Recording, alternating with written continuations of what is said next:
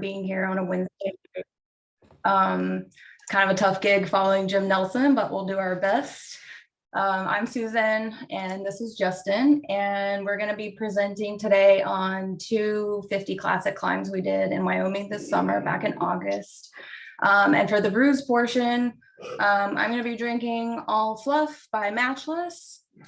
And I'm drinking Krampus Bock with this amazing seasonal artwork from beautiful Woodingville, Washington. Cheers. Cheers. Okay, we'll get started. So yeah, a lot of you are probably wondering who we are. We didn't really grow up hiking or climbing. We're originally from the East Coast, from North Carolina. So we moved out west for Susan's job around 2014-15. And we went to Wyoming for the first time in 2015 to ski. And then she was working a contract in Grand Junction, Colorado in 2016. So we've been hiking for a little while at that point. And so she thought of this road trip, this place I had never heard of called Cirque of the Towers, which was really beautiful. So you can see kind of her from this portion, and Wolf's Head, which we'll be talking about, is actually named for the north side, that you can kind of see the spine for the shape of it. And then also we had some friends that by happenstance that trip were climbing Middle Teton. We had no plans of doing it, but we were like, hey, that sounds fun. So we climbed Middle Teton. We didn't have helmets. We had barely been hiking for like a year or so. And it was really beautiful. And I think that kind of just solidified our love of Wyoming. So we moved out to Washington in 2018 permanently. We had worked here a couple times before, some years before that. And a coworker introduced me to the Mountaineers. So we joined Basic in 2018. We had never climbed outside before that. So like 2018, 2019, we learned to tie in and belay in the Basic class. Really only wanted to do glacier stuff. Wasn't really planning on doing rock, and kind of fell in love with that. And so COVID happened, and it was a weird year. So we kind of self-taught ourselves sport, went out with friends and did some alpine stuff when we could, and got sketched out enough in some fourth class terrain that we decided we wanted to learn trad and how to lead climb for safer alpine experiences. And then so we decided to do intermediate for rock, and ended up in Tessa's class and started doing that earlier this spring, probably in March. I think we started doing some trad stuff, and then just kind of really fell in love with it, and always kind of had Wyoming in the back of our minds. So this here is on top of Liberty Bell with some friends, like while we're kind of just graduated through the trad course. So hopefully the reason I bring all that up is we're not really anybody special, and we have only been climbing for a few years. And so I think these are some really classic, beautiful routes that are approachable on a lot of different levels. And I hope that's encouraging for people that might be watching. Yes. So yeah, after visiting Wyoming several times, we got it in our heads, and after learning through the trad courses that we really wanted to do Grand Teton, and it felt attainable at this point in our climbing experience. So we decided that we needed to train for this because originally we wanted to do Owen Spalding route, which is the easiest route up Grand Teton. It's a 5-4 multi-pitch route. And then after doing the course with Tess, we got a lot of confidence, and we were like, oh, I think we can do full Exum route. It's a 50 classic climb. The hardest pitch is a 5-7. And to get ready for that full Exum route of the Grand Teton, which is about 16 miles round trip and maybe 7,000 feet of gain, maybe a little bit more than that. And about 2,000 feet of that gain is technical climbing and descending. So we decided we needed to make a list and practice our new skills and make sure that we were physically fit to do this. So we picked out a bunch of climbs in Washington to tackle in the spring and early summer, which there's plenty to do here. So we would have been happy with what we did before we did the Grand Teton, I think. So We did Forbidden, West Ridge, and that's also a grade 3 and a 50 classic climb, which is we think is a great way to prepare for the Grand.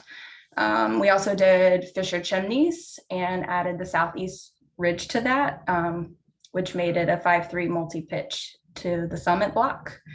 And we also did the Ice Cap Traverse and summited a few mountains there. Dorado Needle, I think, was the hardest one. I don't remember it being that tough. Maybe it's a 5-5 It's multi-pitch. exposed though. Yeah. And Austera Primus and Klawati. And then for more tougher approaches, we did Prusik Peak, the West Ridge, Vesper, Ragged Edge, and to make sure that we could climb a full 2,000 feet of technical climbing, we did Flyboys, which is about 2,000 feet, 18 pitches of sport 5-9. And then we did a bunch of 5-7 little multi-pitch climbs just to make sure we could climb at that grade. Some others that would be recommended from us would be the West Ridge of Stewart, just for the route finding and the length of climbing.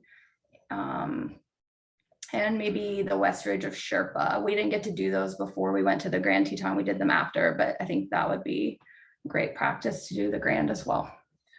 Yeah, so I mean, I think really just trying to approach it being our first year climbing trad, been climbing a couple of years. We just wanted to try and do some overnight at the kind of grade with the mileage on the approaches, get some exposure, climb at and above the grade, because we had heard that grades in Wyoming were a little stiffer than in Washington.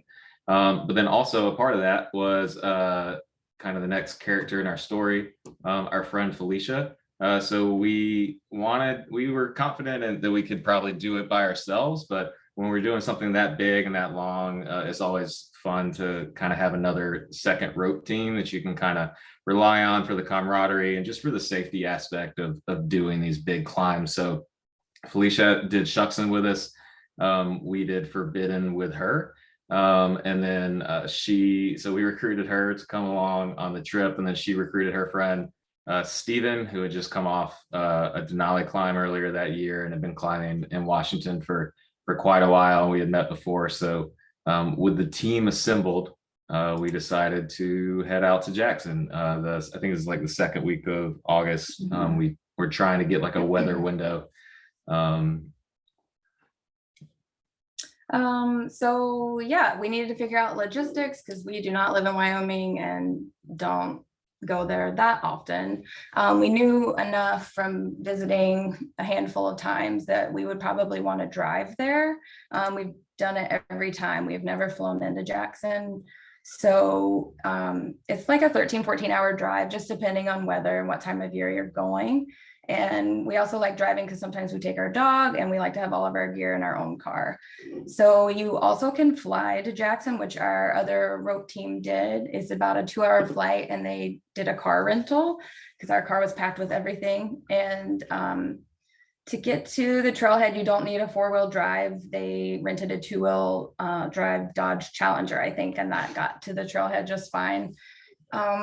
And then for lodging, we knew from past experiences that the hotels in the summer are quadruple in price or maybe more than that. It's really competitive to get a cheaper hotel room because everybody and their whole family is there for vacation. So we decided we would probably camp. There's so many campgrounds there. So we used recreation.gov for our reservations. You can do them in advance, but because of COVID, I think they were re-releasing some permits for campgrounds. Yeah, so like last year was kind of a weird year. Like first off, like we stayed at the Motel 6 in the winter for like $50-$60 a night. Like that same room in the summer is like $300 a night. So it really is something to consider. Like the hotels are kind of not reasonable in the summer, but there's a ton of campgrounds available. And the weird thing about last year is that there's a lot of first come, first serve and primitive campgrounds available. But last year, because of COVID, all of those were on recreation.gov. So everything was reservable, even first come sites like Jenny Lake. So we basically, they're pretty good about refreshing the website. So kind of in the weeks leading up to the climb, that like week or two before, I was basically just going on recreation.gov and refreshing the page, see like what became available. And I think I don't know how to pronounce it because it's French, but the southern way I would pronounce it is Gros Ventre, which is not correct. But so that's the campground we ended up staying in, and I like that one because it's not inside the park. So like when you come to Jackson, there's one long road that comes out of the town, and then there's a kind of a left-hand turn past the airport into the park, and a lot of the campgrounds are deep in the park. So if you're going to stay at a campground, your camp could be like an hour drive from town. So you need to consider that, like if you're for dinners and planning in advance. The nice thing about Gros Ventre is that it's like kind of on that main road before you turn into the park. So you're still pretty close to town. It's easy to go get something to eat. It's easy to pick people up from the airport, stuff like that. Yes, and since Jackson is a small town, there's no REI or anything like that. So if you forget something, don't fret. It's a huge mountaineering mecca. So one store we found useful was Teton Mountaineering. They have everything from gear to fuel, lots of technical clothing, anything you might want or need for your climb would be there. Also, we just wrote some options down for showering. I think we eventually got an Airbnb around our climbs and showered there, but if you're in dire need, I think most of the campsites, or not all of them, but some of them have coin showers at the camps. There was one time we were camping and we actually used the rec center that's in Jackson for a day pass, and it was fairly cheap. So that's a good option too. Yeah, it's kind of like a YMCA, and they've got showers and hot tubs are included in that day pass if you decide to go that route, for what it's worth. So yeah, so at this point, we're in Jackson. Our friends have flown in town. We've all met up. We've gotten dinner. We've gone to camp. So now, or actually, they're not in town yet. So the next is the logistics. So you can do advanced permits for all the backcountry sites. So all the areas that you're going to camp in for the Grand are in this area called Garnet Canyon. So there's three main camp zones for that. So there's Lower Saddle, which is the highest one at 11,600 feet. Then the Moraines, which is where we ended up staying in, and then the caves. So the advanced permits, I actually looked this up yesterday. So if you're interested in this upcoming season, they become available in January, but they cut off in like May. So if you're trying to plan a climb like we were in August, you might miss that advanced permit season. So then after that, they do like reserve a lot of walk-up permits. So all of those happen at the Jenny Lake Ranger Station. I recommend calling them. The Rangers have been there forever. It's a popular like low turnover ranger station. They're very helpful, very easy to talk to. But a couple things to keep in mind for that is that you're getting your permit the day before you enter, but once you enter, you're allowed to have multiple nights, right? So we were trying to enter on a Monday, so we drove down on Saturday. We showed up at 4:30 in the morning on Sunday. There was already 3 other people in line. Luckily, they were backpacking for the Grand Teton Crest Traverse, something like that. And so we were the first climbers in line for the day. And when we got to the window, all of Lower Saddle was already gone between advanced reservations. But the real reason is because a lot of guide services camp at Lower Saddle. And because we were trying to go in on Monday, most of them were going in on Saturday and staying 2 nights. So our so they came in on Saturday, went in on Sunday and stayed 2 nights. So Sunday and Monday night. So us going in on Monday, those were already taken. So being the first people in line, we still missed that highest campground, but not to fret. So like just under 1,000 feet below that is the Moraines. And honestly, I'm kind of glad we ended up there. After talking to the ranger, he's in his words, he said, "It's chill, bro. That's where you want to be." I think he was like 60 years old. But it was way less wind and there was good water and actually a decent amount of privacy. It was basically like some moraines. So it was a giant talus field with lots of kind of primitive bivvy and tent sites. And then, so there's a lot of water there, but there's none on the route.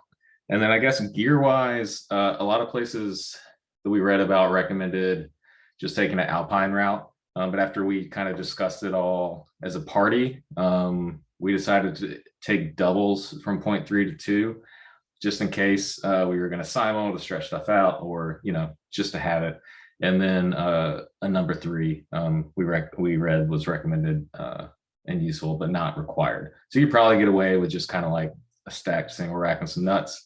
And then we ended up taking 70-meter ropes for the rappels, which we'll get into a little bit later. But one kind of cool happenstance thing that happened while we were waiting in line at 4:30 in the morning at the ranger station the day before was, they open at like 8 or 9 in the morning. So you're there for a while before anyone shows up. You're chatting with people around you. Met this guy named Cole who was working at the American Alpine Club that summer. So they have kind of like a hostel within the park. So they have individual cabins you can rent out, but also kind of bunks that you can rent out. The bunks weren't available last year because of COVID, but you could do the individual cabins. But he told us about this free library that I didn't know about at the American Alpine Club Climbers Ranch, which is basically the first turnoff before you get to the Jenny Lake Ranger Station. So it's in a pretty convenient location within the park. And it's not really manned. They kind of just leave the door unlocked, but he told us about it. And it was kind of an incredible piece of climbing history. It was just a cool place to go and be. And then the park, the Tetons are right behind you. There's showers and stuff there, probably for the guests, but we didn't use them. But they have like all these books and guidebooks, and you're able to just like look stuff up like you would at like an old library using the Dewey Decimal System. But they have like a laptop you can see there that shows all the books that they have. They've got a ton of stuff on the Grand, a ton of stuff on the Cirque. So we actually ended up taking, we'd done all of our research before we got there, but having that day before and then getting this tip, we were able to get like a ton of extra beta, like written and pictures and everything from all these guidebooks from Grand Teton and the Cirque of the Towers. So highly recommend checking it out. It's free. It's right near Jenny Lake Ranger Station. Yeah. So now we're going to start our travels to Grand Teton. So our friends are in town now, and now we're approaching up to camp. This is what that picture is from. This is from, I think, Garnet Meadows. It's like a junction to go to Middle Teton or Grand Teton, I believe. And there's a good water source. It's beautiful up there. And the photo to the side here, that I think is Middle Teton to the left, and just fireweed everywhere. It's gorgeous. And the approach is actually pretty nice. You do gain a lot of elevation, and it's at high altitude, but after climbing so many Washington peaks, this climber's trail was pretty mellow. The grade was very mellow. So it was kind of nice to approach to camp and not feel like you've killed yourself. So after that, we camped at the Marine campsite. Yep.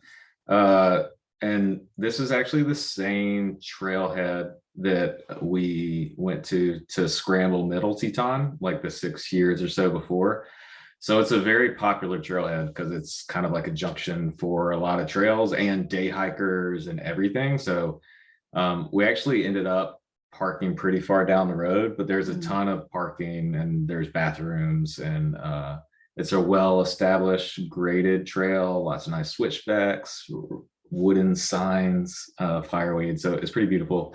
But yeah, so when you're looking up, so we'll get into kind of starting the route now. So when you're looking up Exum, it's actually called a bunch of different things across the internet. So you might find it called Complete Exum, Full Exum, Direct Exum, I think is what the North American 50 Classics calls it. But it's because it's made up of 3 individual routes that they've kind of titled the Full Exum. So once you get to camp from Lupine Meadows, you can basically do a few different options. So a lot of people sometimes will climb just lower and then exit back down to Wall Street, which is what the party in front of us actually ended up doing. And then a lot of people actually will start at lower saddle and bypass all of the slightly harder lower Exum, go scramble up Wall Street, and then do the 6 to 10 whatever pitches to the summit from there. And then on the other side of this face is where the Owen Spalding route is, which is actually the descent route for the full Exum. So when you add it all together, you end up scrambling lower, going up the 6 pitches of lower, meeting up with upper, and then coming back down the Owen Spalding route. So there's a few bail options, but it is pretty committing. The cool thing about the route is that it does come in season pretty early because of the side of the mountain it's on. Like even if there's snow, a lot of times the rock is snow free. Yeah, bail options, or there was a bunch of random gullies we saw climbing up lower that we were kind of sketched out by with some tap. So people have obviously bailed off lower, but the main bail is off of Wall Street. And then once you do the first pitch of upper, you're kind of committed. And since the lower, or since Owen Spalding is kind of like a lower grade, like 5.4, 5.5, a lot of times once you do that first pitch, you're kind of committed, which will come into play a little later. But you end up climbing about 2,000 feet of climbing, because you start at like 11.8, and then the summit's at 13.7. So I like to kind of zoom out whenever we're doing climbs like this, because it's hard to see like what it's rated, if it's a 5.7 move, 1.57 pitch, or what you have going on. So I've kind of split that into lower and upper. So you can see lower, it gets started and then it gets pretty sustained. So you're going to have 4 pitches of solid 5.7 climbing. And then upper is, even though it's an easier grade, is not to be taken lightly, mainly just because of the time factor. So for some history, Glenn Exum was the first person that climbed the Exum route. So him, and I believe the second ascensionist too, free soloed the route. And a lot of people will simul upper as well. And if you do that, it can go quicker. I read a trip report. It's funny putting this stuff together later in retrospect, but like that if you pitch it out, it can take a really long time. And it turns out that is very much true. So that's kind of like an overview of the grades. So this is us starting from our campsite at about 4 a.m. You can see the headlamps going up. They're going up to the lower saddle. There is one scramble section that goes up to the lower saddle with a fixed line. So there's a little bottleneck there, but it took us maybe 45 minutes or so to get from where we camped to the lower saddle. And after that, you head up to the right side of the saddle towards Grand Teton. And to get to the route we were going to do, lower Exum, we were trying to find this black dike that you follow a climber's trail to the right side of it to get to the start of lower Exum. And in the dark, that's very hard. So we accidentally went further up and ended up on a scramble. I don't know how far up that is from the black dike you can see in the photo, but we're maybe 300 feet above it. So we had to do a lot of class 3, class 4 scrambling to get to the start pretty much the whole way across. And I think that added a couple hours to our ascending time. Yeah, definitely. I mean, and this is also kind of like a lesson, right? So I'm sure all of us have gone out and looked up GPX tracks for the climbs that we doing. We had a GPX track, it looped. And so we missed the lower one. We were on the upper one. And so we're not the first party that's ended up in this terrain. But as she mentioned, it's hard to find a black dike in the dark. So we ended up high, and then once the light hit, we could very clearly see this climber's trail coming down where we were supposed to be. Also could see the party in front of us on the route we wanted to go, and we were way higher than we wanted to be. So we did that. That did probably cost us a couple hours. I think timeline wise, we started at 4:30, and then once the sunlight hit and we figured out where we were, there's also some very helpful it's mentioned in the slide back, but there's a very large cairn off the climbers trail that shows which ramp to take. There's a couple ramps. You can go too far and end up on the Petzold Ridge that looks like a ramp. But then there's the correct one. This is the morning light hitting Middle Teton as we're trying to find our way to the start. So yeah, it took us 3 hours from the start of leaving camp to finding the start of the route in the dark. So that's something to keep in mind. Make sure not to go too high. Try and find a reliable GPX track. And the Black Titan, the Climbers Trail. If you end up on terrain like that, the class 3-4, you've gone too high and you're in the wrong place. So yeah, it should be a pretty easy walk up. But that stuff happens, part of the process. So once we got to the start of the climb, this picture is looking at the very first pitch. It's a 5-6 with the large chimney. You can see that you kind of go into this chimney and under this big boulder and come out the other end. Or I think you also can climb over to the right side and bypass the chimney altogether. I think both are supposed to be 5-6. Definitely felt like 5-7 when it's 30 degrees outside and you can't feel your fingers. And when you're in this dark, shadowy chimney. So I think that starting out especially after scrambling and getting off route, we're a little in our head at that point, and that was a really slow pitch.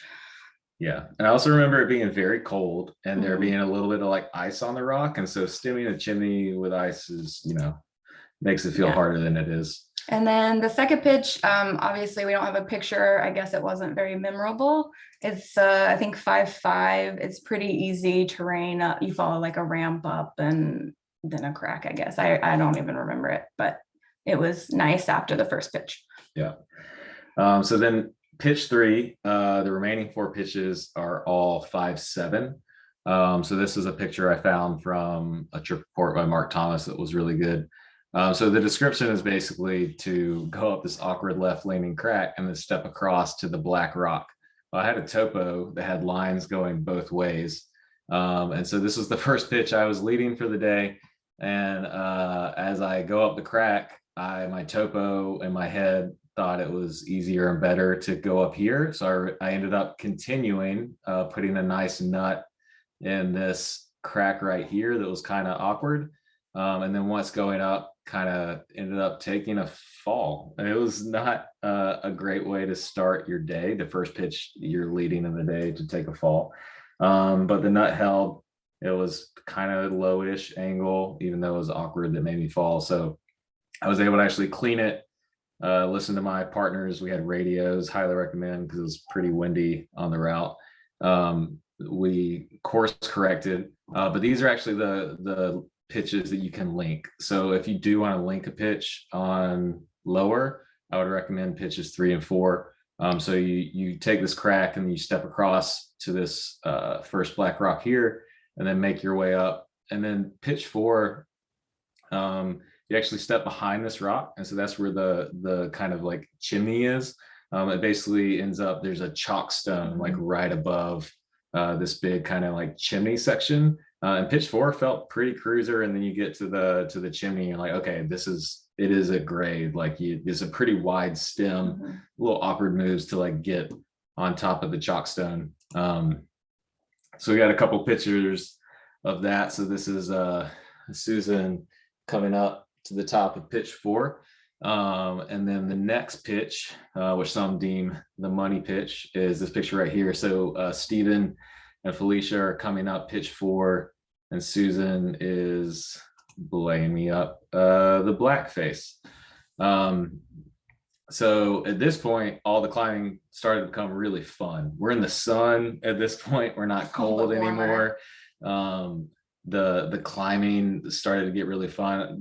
What I remember about the black face is kind of like positive in cut holds. Like all of a sudden, out of nowhere, I felt like I was at vantage, but there was just like tons of cracks to protect, but you're actually doing a decent amount of face climbing, and it's pretty steep. There are a decent amount of pins along the way. I do remember like part of the way up, because it says to belay from a pin and a fixed cam. I never found a fixed cam, but I did find like a grouping of pins and thought I was there. And then I ended up continuing up for a decent amount longer. It's a full size pitch. That pitch ended up being really steep and fun, everything that they said it was. And then pitch 7 or 6, sorry, is sometimes called the crystal crack, I think, because of the rock. I'm not a geologist. I think it's quartz. It might be marble or something. But there is like, it's weird because there's a lot of granite there, but then you'll hit these patches of like quartz or marble that are pretty slick. It kind of reminded me of like the serpentine on like Ingalls or something. But then other parts of it are crystallized marble, so it's kind of rough and sharp, but a little sticky. Yeah, and I think this was actually Steven's favorite pitch, if I'm remembering correctly. But it's just like a super fun kind of hand crack 5-7 climb to kind of go straight up to put you at the top of Wall Street. So this is the top or lower Exum. This is if you're only going to do lower Exum. This is where you would bail down Wall Street. For context, it's probably 2 p.m. at this point. And you know, we're feeling pretty good. I went ahead when I booked the permits because we had enough epics over the summer, some unplanned nights and some different things one unplanned night. But I went ahead and booked a permit for 2 nights just because I knew it was probably going to be a really full day. So we weren't in a rush to like get out or escape. I think it also at this point, Steven's bladder had busted, which cams and bladders and backpacks. My bladder ended up busting later in the trip in the Cirque for another reason. So I recommend having a non-bladder option. Yeah, I think he lost 3 liters of water. It happened right at the beginning of the climb. So he was out of water. So we all shared. Yeah. So shenanigans, you know, stuff happens. But that's why it was great to have like a second rope team with us because we could all kind of like share and like help each other out. So we decided to keep going on to upper. So this is the start of upper. It's called the Golden Staircase. I feel like it's the most famous pitch, maybe. If you've looked up upper Exum at all, I feel like this is the pitch that shows up in beta first. So it's easier than it looks. There is a lot of exposure and not like great protection placements on this pitch, but it's really fun and it's in the sun, so we were happy. Yeah, and so then after that, you end up putting your rope up for a while because you have to scramble from there to the start of the wind tunnel pitches.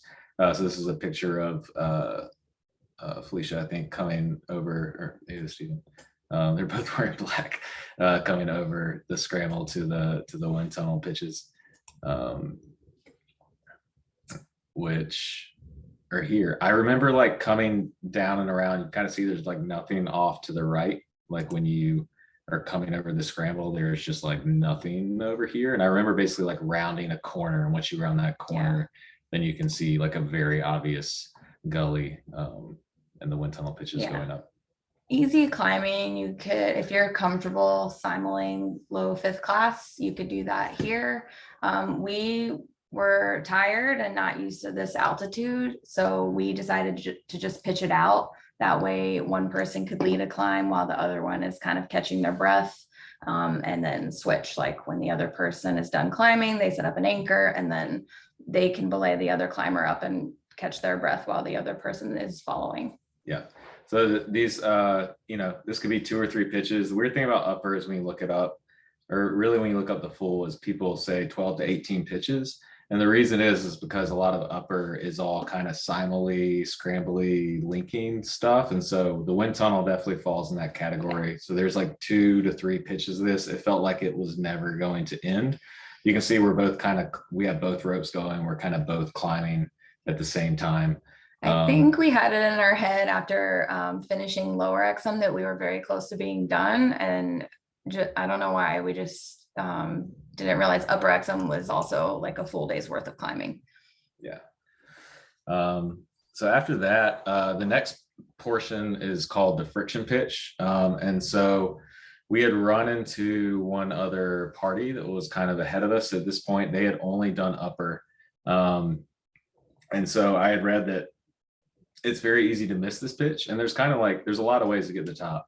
And we could see them way far to the right. So you can see like over to the right of here, there's this big kind of gully. So we can see them climbing that way. And we had taken the wind gully too, if I backtrack just a second.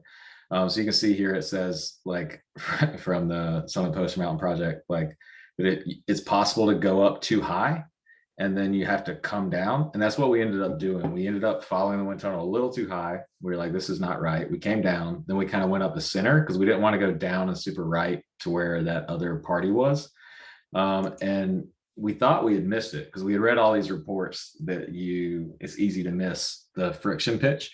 And so Steven started leading, and then as he started leading this pitch, he was like, this is kind of spooky, like I don't see pro anywhere. And then Susan was looking at her phone and was like, oh, this is the friction pitch, like match the pictures.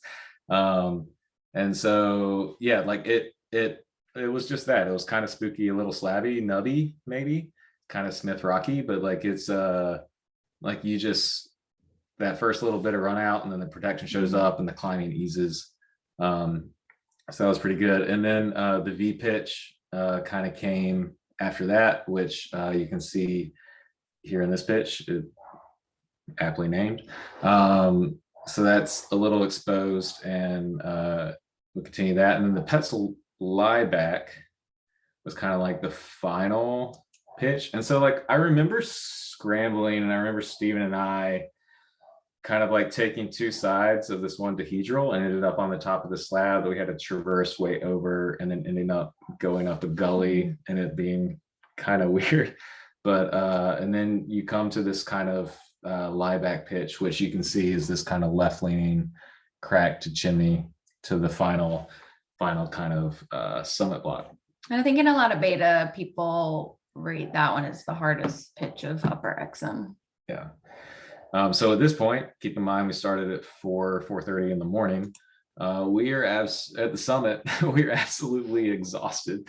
But we made it to the summit. It's still daylight. So the moods turn around very quickly. We're all excited to make it to the top and to, kind of carry over to this easier descent section. This acronym stands for a gratuitous summit picture of yourself. Trying to get it trademarked. We'll see what happens.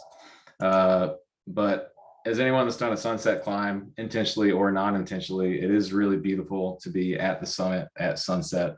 So it's really cool. Wyoming is also kind of unique in that like it's just so flat. Like it's called Jackson Hole for a reason. Like you come out of the Teton Pass down into a hole, and it's just this like flat ranch land, a super prominent, super beautiful. Yeah, but then we had to get down. So again, like we said earlier, you descend down the 5-4 route called Owen Spalding. And that consists of 3 rappels in total, 2 at the very start. You scramble down a little ways from the summit. And as soon as we summited, I followed another party immediately down just to make sure I knew where the wrap stations were. So the first rappel is just a single rope rappel. It's very short, straightforward. And then the second rappel after that, you need to scramble a little further down to, and it was really hard to find, and the sun is setting, so we're getting a little nervous. And so I was looking at my guy, and there was the GPX truck I had like a lot of squiggles in this one area, so I figured that had to have been where it was, where people were just hanging out and waiting for a little bit to rappel down. So I just looked for a long time in this one area, and eventually we did find it. There's a ton of tat there.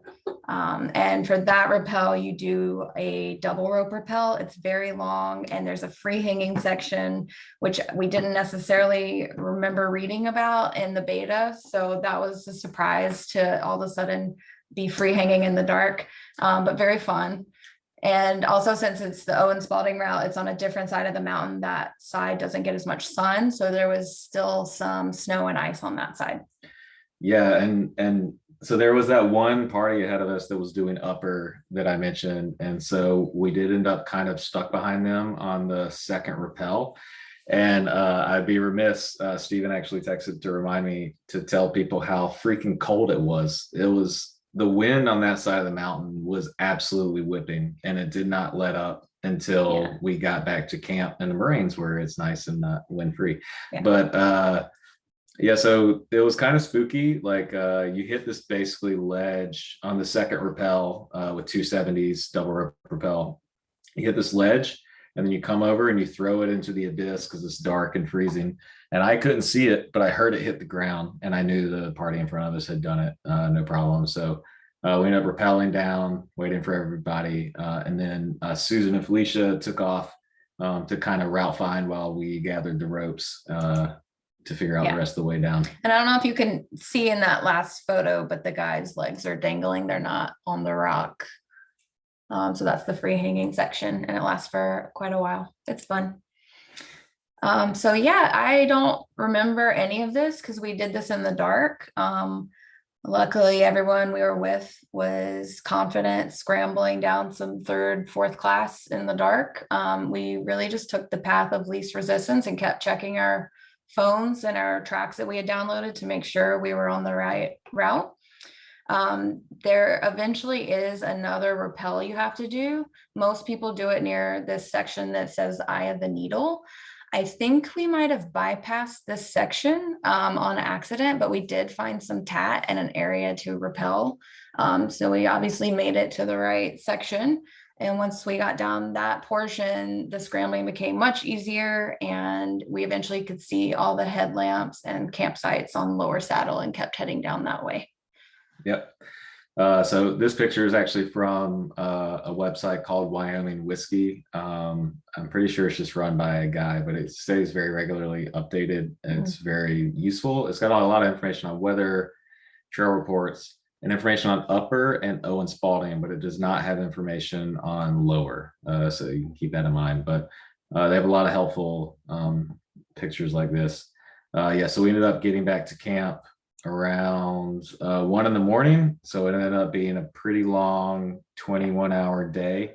It wasn't quite an epic. I think we had done enough epics and dialing over the summer that we at least had enough extra stuff with us, like radios and food and layers and water and everything, that it ended up being fine. And we had an extra permit night.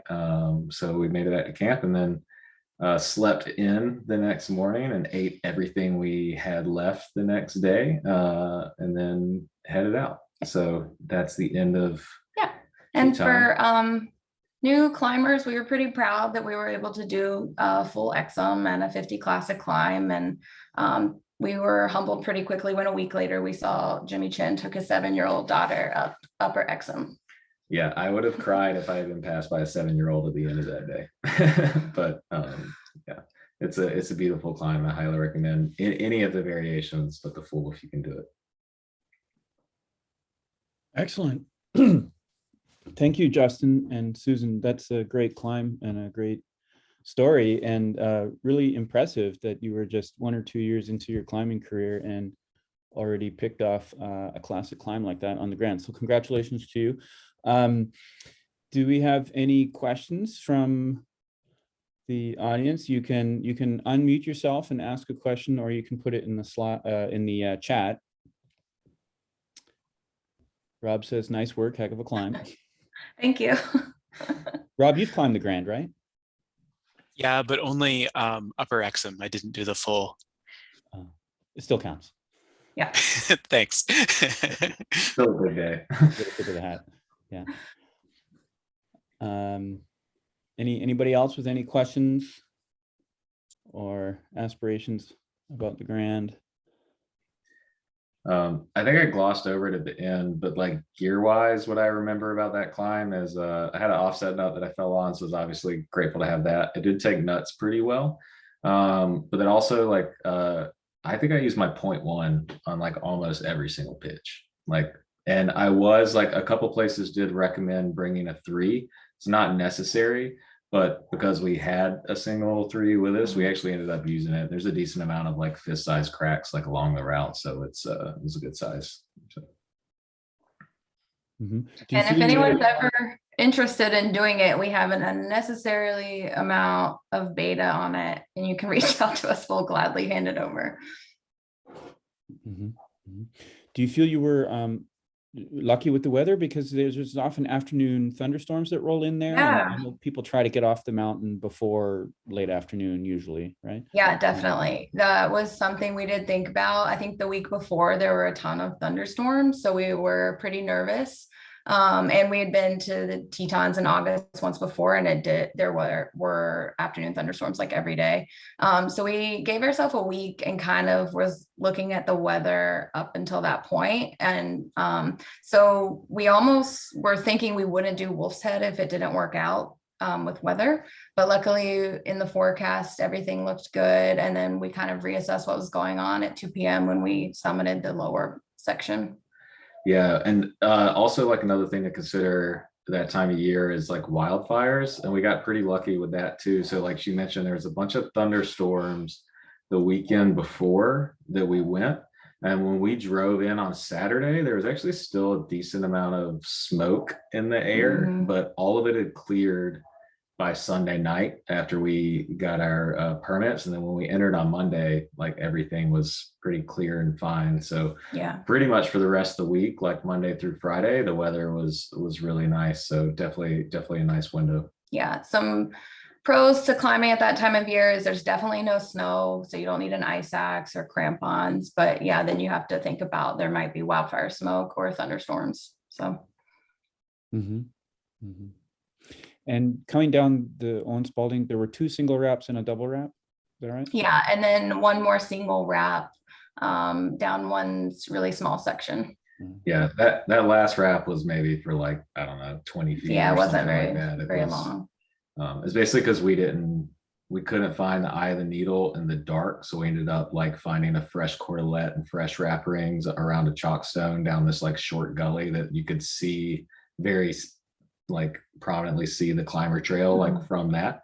So we ended up just kind of like doing a short wrap down there. Okay, we have a question from Raja. Do you feel like there were any pitches, maybe the lower 5th ones, that you could comfortably do a hip belay? A guide friend mentioned that some of the Exum guides have the route dialed and managed to get clients through without setting up gear anchors. Yeah, I guess if you're comfortable with that, but we're still pretty new climbers and I feel comfortable having an anchor. And also I don't remember making many anchors out of cams and gear that we had. We mostly did slung. Yeah, we slung some anchors. I'd say that the lower is steep enough, especially those last 4 pitches, that like I remember mostly doing slings for anchors around horns and stuff, like and then one of them might have used some like pins. So I think the only gear anchor we might have done is like kind of a half done one at the bottom of the 3rd after you've moved the belay, just to kind of like protect the belayer on the ledge, but like didn't really use any gear anchors throughout the route. But on the upper, for sure, like you could definitely, because I mean a lot of people solo and simul the upper anyways, so like you could definitely get away with some hip belays in that terrain. I think it just depends on everyone's comfort level.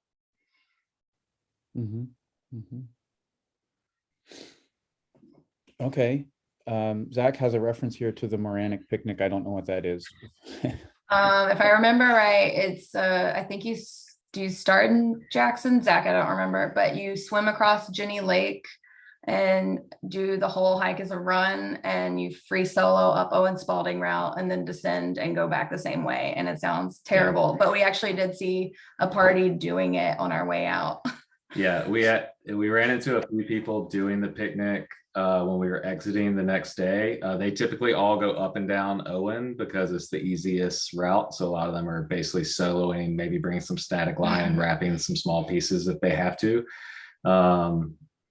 Zach, are you supposed to bike from Jackson to Jenny Lake? Is there biking involved too? I don't remember. Because the goal is sub 24 hours. Yeah. You bike from Jackson. I think it's 27 miles one way on the bike, and then a 2-mile swim. Yeah, so we just need some locals doing the local tribe picnic, but maybe we'll do it next year and we'll come back and do another beta and Brews. Maybe I will not do it ever. I vote for not ever. Okay, wonderful. Thank you again, Justin and Susan. So, okay, I don't see more questions, so maybe let's jump into the next topic, which is Cirque of the Towers and Wolf's Head, and then we'll do more Q&A at the end of this section. Thanks. Great. Thanks. So yeah, our plan was we had this week, and the biggest part of it was hopefully doing the Grand Teton, full Exum route. And then if we had time, we would definitely love to go to Wind River Range and also tackle Wolf's Head, East Ridge route. And that is a grade 4 climb according to Mountain Project. And it's about 10 pitches of 5-6. That does not include the approach to get up there though.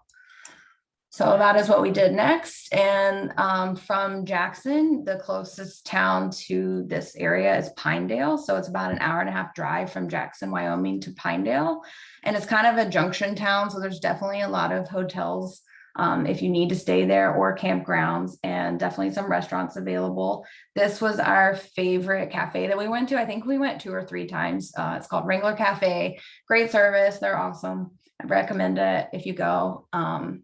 And so from Pinedale, you'll want to go to Big Sandy Trailhead, and that's about maybe an 1.5-hour drive, depending on how fast you like to drive on gravel.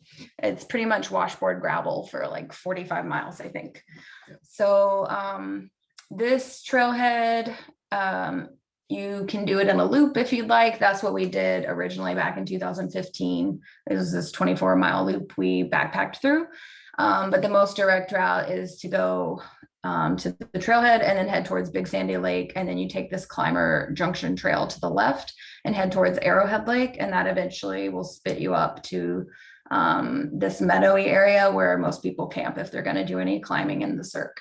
Yeah, I think technically there is one town closer called Boulder that has like a brewery and a gas station, but like there's way more like amenities, like both for food and places to stay in Pinedale. So I recommend staying there instead. But there is a campground at the trailhead. So Big Sandy Trailhead does have a Big Sandy campground. So that's also a possible consideration. But yeah, otherwise there's this giant 24-mile loop that happens. But basically, if you're going directly to the Cirque, then the quickest way is to head towards Big Sandy Lake, which is this lake right here. And then you continue up towards, once you get around here, you'll see a junction. So you can go one way to Jackass Pass, which is kind of part of the loop. Or you can take this climber trail junction to the left. And there's actually a nice sign that tells you where to go. Another well-graded, beautiful, easy to find trail. And you'll hit Arrowhead Lake, which is this boulder field like that kind of goes straight into the lake, which is pretty cool to walk across. But that's kind of, if you were going to do the full Cirque, which is this green line right here, there's like this 4-mile like traverse across all the granite peaks that ends here at War Bonnet, which is right above Arrowhead Lake. So we did meet some people that were doing the Cirque, and so they recommended camping right here at Arrowhead. And then pretty much everywhere from Arrowhead to Cirque Lake, which is the lake right in the basin near Wolf's Head, is free game. You can camp anywhere along there. We saw tents everywhere from here to there. The nice thing about the Winds and the Wind River Range is there's no permits required for entering, overnight, climbing, etc. The one restriction they have, which is kind of out of scope of this climb, is Lonesome Lake, which is right up here, which is a very beautiful backpacker destination. You just want to stay a 1/4 mile away from that. But yeah, so you're going to come across the trail, hit this cool waterfall that you cross here. And then we ended up camping a little bit below Cirque Lake here. So this is War Bonnet, is that kind of peak above Arrowhead, which is kind of way back here. Yeah, in the photo, we're looking at one section of the Cirque. That's our campsite right under Cirque Lake. Yeah, and it was nice. It was private. Most people were camped kind of down below this little like piece of elevation boulder field area. But there's water everywhere. We had a lot of nice running water like right near our camp and a bunch of privacy. So I think our plan, if I remember right, was we wanted to try to be the first party or not get stuck behind multiple parties because it's a very popular route. And I think our friends had a flight maybe the next day after we were going to exit. Our plan was to climb, exit, and then our friends fly out. So we were trying to do it as quick as we could. So that is why we camped up a little bit higher, but the campground before that had a lot of room and a lot of spots to camp, and it was nice. Also, something to keep in mind is that Trailhead parking lot is full. It's very popular. It's you can get to multiple things from that trailhead. So a lot of people were shuttling back and forth from a different, like a satellite parking lot, and taking gear up to the trailhead. So something to keep in mind. Yeah. So another kind of like zoom out overview of the climb. So they say that it's 10 pitches, 5-6, grade 4. I don't know, the alpine grade is kind of weird to me on this one. It is a longer approach. I think it's 9 miles versus like 6 or 7 one way to your camp. But it's less elevation gain, and like, I don't know, overall it just felt less strenuous to me than the Grand did. So even though it's a higher alpine grade, it felt lower to me. But the interesting thing about this climb, if you notice like this diagram here, is that like a lot of the topos and stuff that we use were less about like up kind of routes and more just like which side of the tower do you stay on. So you can see that this Wolf's Head, that you basically end up gaining this, coming to the saddle, gaining this ridge, and then you're basically kind of zigzagging through all of these towers and spires until you get to the summit, which made for really interesting climbing on very clean, amazing granite rock. Yeah, so go ahead.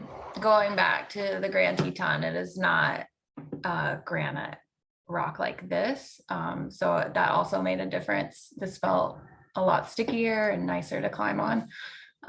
So to approach from our campsite, we saw there were 3 different approaches to get to the col between Wolf's Head and this other peak nearby called Tiger Tower. One approach is the red line here. It's going up the grassy ledges, which is 4th class, low 5th class climbing, I think, until you gain the col. Another way is you climb up a gully, and I don't think it's in this photo. I think it's 3rd class, 4th class climbing through a gully. And you summit Tiger Tower and then do a rappel or 2 down until you get to the col here. Another way is you just go ahead and do another 50 classic, the 5-8 route on Pangora, which is pictured here, and then rappel down until you get to the col, which I wish we had done, but we were worried about time after the Grand. We thought this would also take a long time. Yeah, originally our goal was to do the full Cirque because, why not? But after, 12 pitches of 5-7 taking us 21 hours, 10 pitches of 5-6, we were like, maybe we should just restrict it to that. Dial it back. But so this is kind of a cool picture, other than just it's really pretty, is we hit the grassy ledges at sunrise. This is Felicia coming up behind us on the sidewalk. Steven, they're sidling up behind us to the start. But you can kind of see all the different approaches, right? So you can see this little person right here, this climbing Pangora, like another 50 classic right next door. And then you can also see this other party right here that ended up coming up that other gully to Tiger Tower and doing those couple of rappels. We opted to do grassy ledges because we camped higher and we didn't want to do the rappels, and we just wanted a more direct start. And then down here, you can actually see a couple more people coming up the same grassy ledges approach.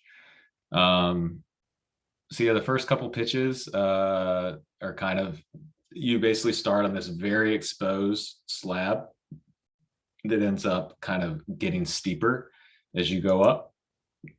So you can kind of see here, this is a picture Steven took from the other angle of Felicia and me and Susan kind of heading up there. And then a little closer picture of that person on Pangora just across the way. But yeah, it was just like very fun. What felt like pretty straightforward climbing just to gain the ridge as it got steeper and steeper for the start. Yeah. So in a lot of beta, you might read that it's like a knife's edge type ridge, and it is. I think the thinnest part is the beginning, and there's not a lot of places to put pro in that area, but it's really slabby and sticky and very fun. And there is a lot of exposure on it. And then we simeled the grassy ledges, and then we kept simeling up until we got to the steeper section, which you can see in the photo. Yeah. Then we changed over and started pitching it out. And I think it only took like 1 or 2 pitches from there to pitch it out up to the towers. Yeah, so right here is where we started our first belay. So like we all simeled kind of up to this point where it got significantly steeper. Yeah, and so this picture right here is also kind of part of those first couple pitches. Like they don't really, there's not a lot of descriptions on them. You just follow the cracks and easy terrain and beautiful rock. Like as it goes higher, you just continue up the ridge. So yeah, then once you get to the towers, pitch 5 starts, and you do this little down climb move and hug a boulder to get around into this narrow slot area. And you can see how narrow it is in this photo. This is not our photo, but it's tight in there. So I think I removed my backpack. I couldn't climb through the slot with it. And then after that, you move around to the north side of Wolf's Head and onto the Piton Pitch, which I feel like a lot of people talk about. Mountain Project, it describes this pitch as having 4 to 5 pitons. That's not true right now anyways. I think I only saw 3 pitons. I kept looking for more and didn't see any, and that was my cue to head up a crack onto a ledge. This pitch is really fun. Also, if you're into exposure, this is probably the most exposed pitch. There's probably, I think I read 1,000 feet below you of nothing. So highlight, I think, of the whole climb. Then once you get to a ledge, there's a perfect area to belay your partner over to. And the next pitch starts after that.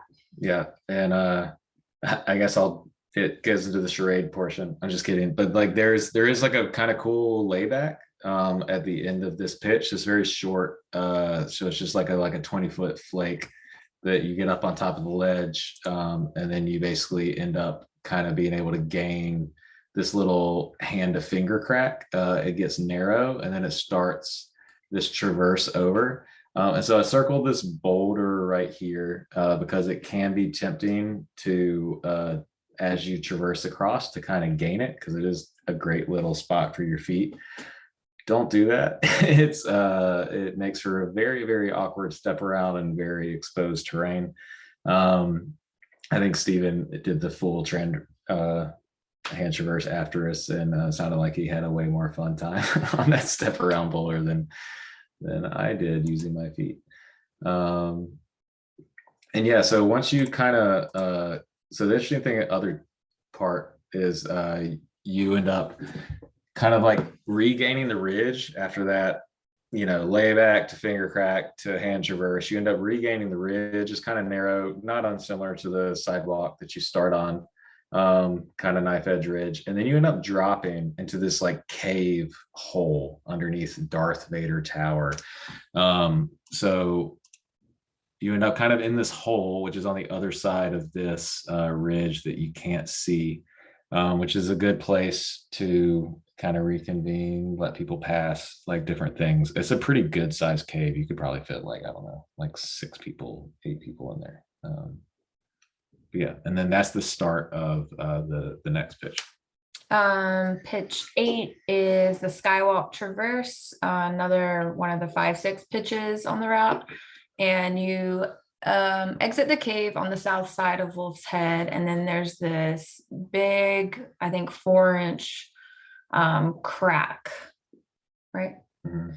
That you have to go across, and you can do it with your hands or your feet. I think I opted for feet and kind of hugged the wall while I went across and placed some protection, but it was a little difficult to place because it's about the same width crack the whole time. And I think I only had 1 3 and 1 4 size cam. I think I used both of those for that. And then once you finish that part, you climb up this chimney, which is really fun, and go through another slot to get on the north side of the Wolf's Head again. But to do that, in the beta, it says you dive through the slot. And I just thought that was a way to describe getting through there. But you literally do have to dive head first through this hole to get to the other side. I don't see how you would be able to do it feet first. And I knew that was the way to go because someone had busted a chalk bag there. There was just chalk all over the place trying to squeeze through it. I guess another option, which we didn't even think about doing, but the people we saw in Pangora were simuling the entire Cirque traverse, and they did catch up to us, and they went over that section instead of diving through the hole while we were diving through the hole. And you could tell who went through the hole because they had chalk all the way down their chest to their knees because of whoever's bag busted right there.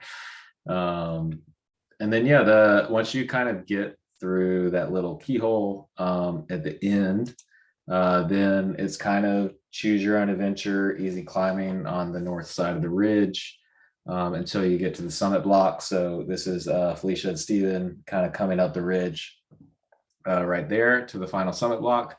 And since and very much The hole is there. huh? I think the hole is here that you dive through, right? Yeah. And then very much in contrast to the Grand, we left at the same time, 4 a.m. or so from camp. We had summited Lower Exum at 2 p.m. So we were like halfway through our ascent at 2. This was probably at like 10:15, yeah. 10:30 in the morning, starting at the same time. So similar on paper, very different. The route finding felt very straightforward. The beta felt a little better. Yeah. There's just a lot of gray area on the Grand. But so since we were doing so well on time and feeling good, the sun was out, the wind wasn't blowing. Susan was like, why don't I just, do some chimney moves up this last portion to the summit is this little slab right here. So obviously could do some easy stuff right there, but we're having fun at this point. So why not throw some stimming in there? And then our friends finished up, came up behind us, and we all hung out on the summit. There was cell phone service up there. Like it was like kind of like a surreal, very fun type 1 day for like a 10 pitch trad route. But we ended up kind of like using this topo, probably more than the one we showed in the first slide, a lot. Whoever drew this in paint, like God bless you. But so like you come up one of these 2 approaches, you snake through all of these towers, and then these rappels are actually very helpful. So the first rappel is like right off the summit to the left. It's pretty easy to find. You do like a short little rappel and then a longer rappel, and then ends up being 6 total rappels. And so this is not Cirque Lake. I think this is actually on the other side when we're rappelling. But we were really glad. So the trip report we read on the way down, they rappelled with 60s, and they said that they had to down climb. And we brought our 70s, same ropes we had on the Grand. So we each had 70s, 2 ropes, and it was perfect. Like it literally just took you to the next station. All of the last 5 meters, if you had a 60, would have been down climbable. It just would have been really annoying. So that's just my recommendation for that. But they were all single rope wraps. So we were able to, you can see here, do a lot of backpack coils for the ropes. So like first person will go down with the rope, set up the next wrap. And so the wraps went by like pretty good. We read a lot of trip reports of the wraps being kind of a pain, but honestly, like the whole day was pretty cruiser. And so there's Susan coming down Cirque Lake right there, which is a beautiful alpine lake. I recommend you stripping down and diving into after a nice fun day of climbing. So then you can kind of see here, this is like coming around the end. So you've gained this sidewalk to that first steep climb. You're climbing the ridge, then you snake through all of these towers, and then you end up rappelling off this north side. doing some rappels down here and then coming back through this notch over here. And the one thing I remember about the last kind of rappel is that it was super loose, like Very just loose like rock. Yeah.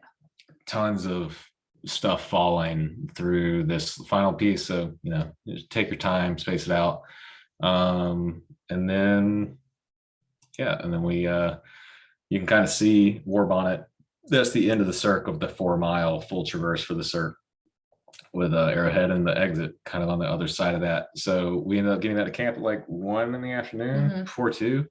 And we were in good spirit. So we decided we'd originally planned to camp another night. We decided to go into town and get a room and get some hot food and, kind of take it easy. So kind of our timeline for the full week is that we drove in Saturday, full day of driving. It's like 13 hours. Sunday, we picked up our permits. Our partners flew in. We all met up. Monday, we went in, just an approach to camp. Tuesday, we climbed the Grand. Wednesday, we exited, went to an Airbnb, took a rest day. Thursday, we entered, 9+ miles, just set up camp, had a nice relaxing day. Friday, we climbed Wolf's Head, just decided to exit because we finished early. And then Saturday, they took a flight out and we started driving back. And I think if you were to get lucky with a weather window and do some advanced planning and do some flying, you could probably obviously cut a few days off of this. If you're going to one area and staying in that area for a while, there's plenty to do in both areas of the Tetons and also the Cirque. But 7 days and 2 days of climbing, but 20+ pitches and 2 classics. So, we kind of chalked it all up as a win. And that was it for Wolf's Head. I definitely want to go back and do Pingora and some other stuff in that area. Yeah. Tons to do just in that area. You could just set up camp and spend a whole week there. Wonderful. Great job again. Thanks, Justin and Susan. That was really impressive, frankly. That's a great story. Does anybody have any questions for the presenters? You can ask your question now or put it in the chat, or even just some props. Or hey guys, I just want to say thank you so much for everything that you do. It's very much appreciated. And we're wondering what your favorite summit snack is. Thanks, Sam. I recognize your whoever. Summit snack. I like the honey stinger gummies, strawberry lemonade, and it has a little caffeine in it. So that's probably my favorite. Yeah. Or one that we really like both. I think he's gonna say this, but we started getting the little tuna packets, and we usually get the buffalo sauce. Strangely, the buffalo tuna tastes better than the buffalo chicken, in my opinion. I don't know why. But yeah, and then I'd say my other favorite summit snack that happened later in the season, always a fan of gummies, any kind, but the Cliff blocks, like the little kind of square gummies, are pretty great. Thanks, guys. Thanks for asking. Now Sam's all geared up for a Cirque of the Towers trip. So oh, also at camp before we summited the next day, my bladder broke. So like we were like prepping for summit. It was like weird. I've never had a bladder break anywhere. And then like Steven's broke on the Grand and mine busted in camp at the Cirque. And so, we had plastic bottles and other bladders, but it was weird. Yeah, definitely recommend if you're gonna carry around your cams and nuts in a pack, don't carry a bladder with it. I feel like maybe that's what cut them open. I'm not sure though. Do you think you made a notably better time on the Wolf's Head climb because you did a lot more simul climbing than you did on the Grand? Yeah, that's possible. Because the approach up, we did a lot more simul climbing on the Grand. It was obviously the 5-7 pitches most of the way up to upper Exum. And I think maybe at that point we were just acclimated to the altitude too. I feel like we were pretty tired on the Grand. Yeah. Yeah, I think it was kind of all the above. It's just like, I think that the route finding on Wolf's is much more straightforward. You could always kind of like see where you were going and it matched the description. Like, you know, it says dive left and go up a slot. Like that's pretty obvious. Whereas like the wind gullies and like the stuff on the Grand were a lot less obvious of like where to go and what to do.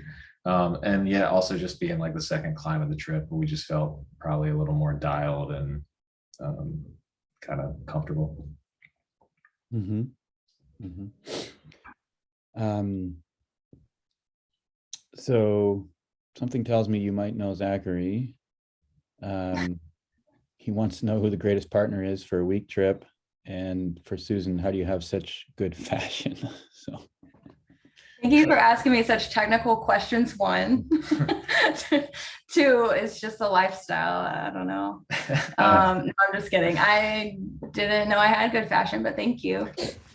To answer the first question, what we looked for in a partner, other than like a technical checklist, like is, you know, we want someone that can do the climbs, but also we just like want someone that we like, you know, being around in difficult circumstances. And I feel like we've known Felicia for years in a lot of different contexts, you know, like snowboarding and climbing and different things around the Mountaineers. And we had been in some pretty strenuous circumstances with her, and like it was good company. And you know, I feel like that would have been similar for other people we would have picked too. It's just like people that we were have climbed with before and were like new and familiar with, and B, people that we not only trusted to like finish and contribute, but also just like to enjoy spending 7 days with. So and yeah, actually summoning's not always totally necessary. If something was going to go wrong, we would definitely turn around. But yeah, somebody that we can suffer well with is always good. Mm-hmm. And so it was this spring that you did the intermediate trad module, is that right? Yes. I think we took single pitch trad in March and April, and then multi-pitch pretty much right after that. I think we finished in like May or something. Yeah. And then just spent the summer trying to climb and prepare for like a stretch goal of doing some 5.7s in Wyoming. So it just seems like a ton of climbing, like a lot of accomplished climbs in the summer immediately following your intro to single and multi-pitch trad in the intermediate course. It seems like you really got a lot done in year one. Yeah, I also want to kind of credit the program and test with that too, because I mean we had done like an intro to gear placement in like this prior September, and we didn't do, it was just like top rope placing gear, but like we tried to do some stuff on our own before that. Like we did like a 5.5 advantage that we had mocked before, and then we did cinnamon slab, which is like a 5.62 pitch in Smith, and I legit freaked out on that first pitch of Smith. And you know, by the time that was before doing intermediate, and you know, we felt like we had some, we were okay climbing grade, but it's just crack climbing. It's just a whole different game, and placing gear is a different head game than sport leading. And so by the time we started that in March and finished in May, like we felt way more confident than we did, you know, trying to kind of like, you know, do it ourselves with a little bit we had done that like one day before. So yeah, you were able to develop a strong head game for the leading, and it just seems to me like it's not a typical outcome for someone who just comes out of those modules and jumps right into it, and to be able to do so much. So again, like very impressed with what you climbed this summer, both in Washington and Wyoming, and other folks have chimed in as well here. Props from Rob. Juliet says great descriptions, photos, and beta. Thad says thank you, looks wonderful. So yeah, lots of positive notes there.